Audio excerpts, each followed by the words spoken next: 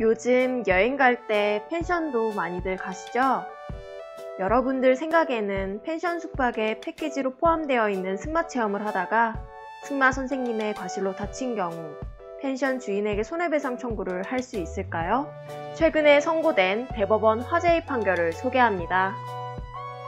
오늘의 원고인 여행남은 여자친구와 여행 계획을 짜기 위해 평소 즐겨 썼던 소셜 커머스에 접속을 하였습니다. 거기서 여행남은 숙박 이용자 1인에게 무료 승마체험 서비스가 포함되어 있다고 표시되어 있는 광고를 보고는 숙박도 하고 승마도 할 수 있겠다는 생각에 그 펜션을 예약하게 되었습니다. 여행 당일, 여행남은 여자친구랑 예약한 펜션에 가서 짐을 풀고 펜션 주인에게 승마체험을 하고 싶다고 이야기를 하였습니다. 펜션 주인은 본인이 직접 체험을 도와주고 싶었지만 그날따라 일이 바빴는데 때마침 본인 펜션에 드라마 촬영을 위해 장기간 머무르던 드라마 촬영팀 소속 승마교관이 있다는 사실을 알고서 그 승마교관에게 여행남의 승마체험을 할 수 있도록 부탁을 하게 됩니다. 승마교관은 선행을 베풀고자 펜션 주인의 부탁을 승낙하고 여행남의 승마체험을 돕기로 하였습니다. 그런데 승마체험을 돕던 중 여행남은 승마교관에게 안전교육을 제대로 받지 못한 탓에 말을 타다가 말에서 떨어져 부상을 당해버리는 사고가 발생하게 되었습니다. 결국 여행남은 한 달여간 병원에서 수술과 입원 치료를 받았고 병원비 등의 손해를 보상받기 위해 펜션 주인을 상대로 법원에 채무불이행으로 인한 손해배상, 즉 계약을 제대로 이행하지 못한 책임을 물어 펜션 주인에게 손해배상 소송을 제기하게 됩니다. 법원에서 피고인 펜션 주인은 이렇게 주장을 합니다. 숙박 계약이 진짜 계약이지. 승마체험은 계약이 아니라 단순한 서비스에 불과합니다. 그리고 승마체험도 계약이었다 하더라도 승마교관은 나하고 남남인데 승마교관의 책임이지 나하고는 전혀 무관합니다.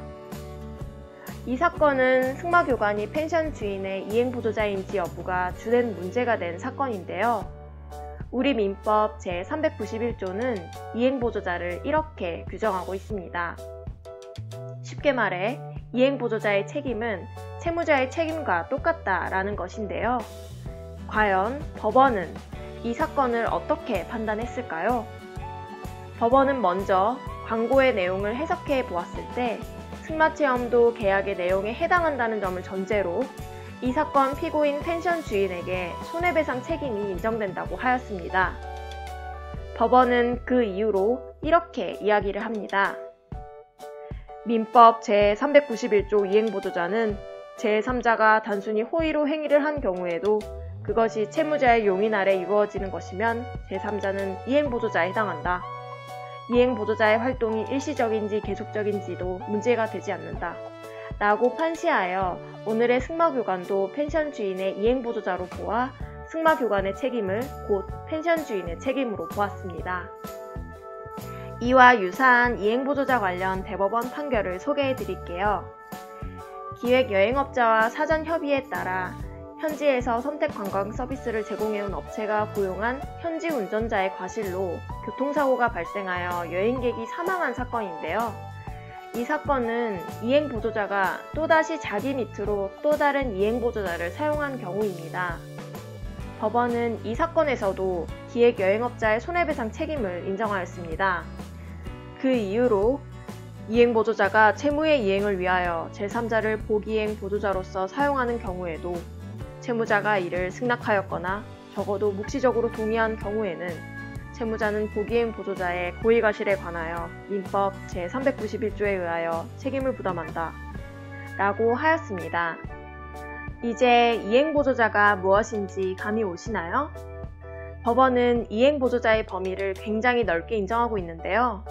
숙박업소 패키지 상품으로 여행을 갔을 때 이행보조자의 책임을 숙박업주에게도 물을 수 있다는 점 알고 가실게요.